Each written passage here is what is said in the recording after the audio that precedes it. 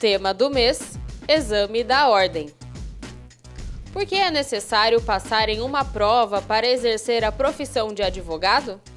Antes de explicar o porquê é necessário passar numa prova para exercer a profissão de advogado, é interessante explicar que essa prova foi criada em 1963, mas só em 1994 é que efetivamente ela foi regulamentada, quando a OAB foi instituída por lei federal.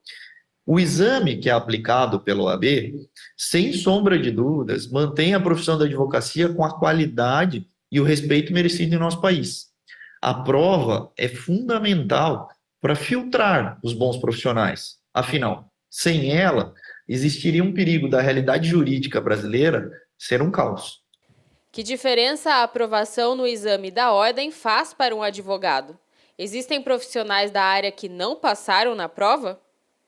Sobre a diferença que a aprovação no exame da ordem faz para um advogado,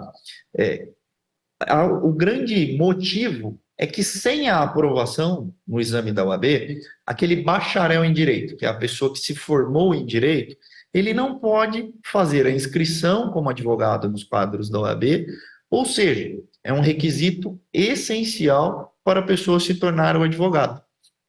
Infelizmente, muitas pessoas não passam na prova e acabam desistindo, mas para exercer a advocacia é obrigatória a aprovação no exame da ordem.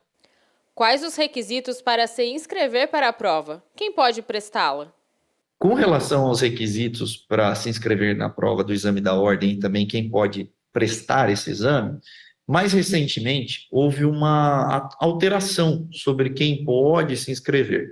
Hoje, o exame da OAB ele é unificado no Brasil inteiro, ou seja, a prova é a mesma aplicada aqui ou em qualquer outro estado. Então, quem pode prestar?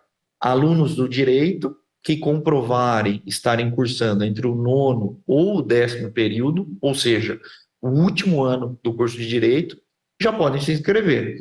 E, claro, quem já finalizou o curso de direito, que é o bacharel em direito, também pode fazer a prova. Quando e como acontece o exame da ordem?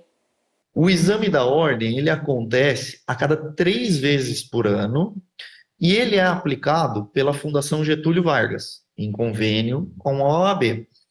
Para a realização dessa prova, o candidato escolhe o local onde ele pretende fazer. Aqui em Botucatu, nós não somos atendidos por essa prova, e na nossa região, os candidatos têm como opção Bauru e Avaré para a realização. Como a prova é estruturada em relação a fases e formatos de questões?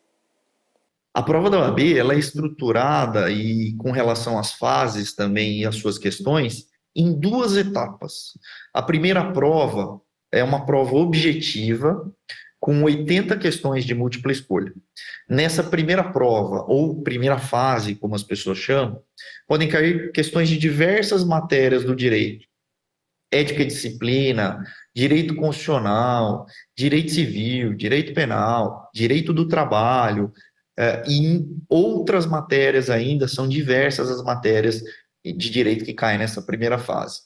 Já a segunda fase da prova é uma prova prático-profissional, que contém uma peça profissional a ser elaborada pelo candidato e também mais 4 questões de resposta dissertativa.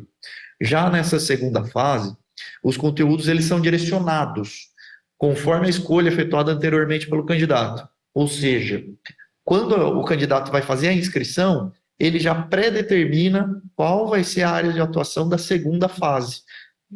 Como exemplos, direito administrativo, direito civil, direito constitucional, direito empresarial, penal, direito do trabalho ou direito tributário. A matéria que vai cair na segunda fase já é pré-definida conforme o candidato escolher. Como funciona a aprovação e onde o resultado é divulgado?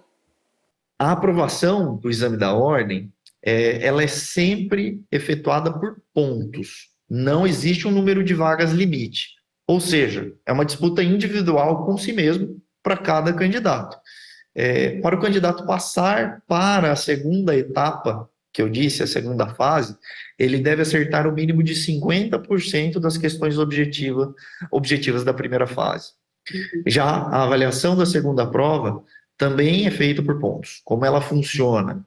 A prova da segunda fase tem uma totalidade de 10 pontos. A peça processual tem o valor de 5 pontos, e cada questão das 4 que eu disse tem o valor de 1,25. O candidato precisa chegar aos 6 pontos nessa segunda fase para ter a sua aprovação confirmada.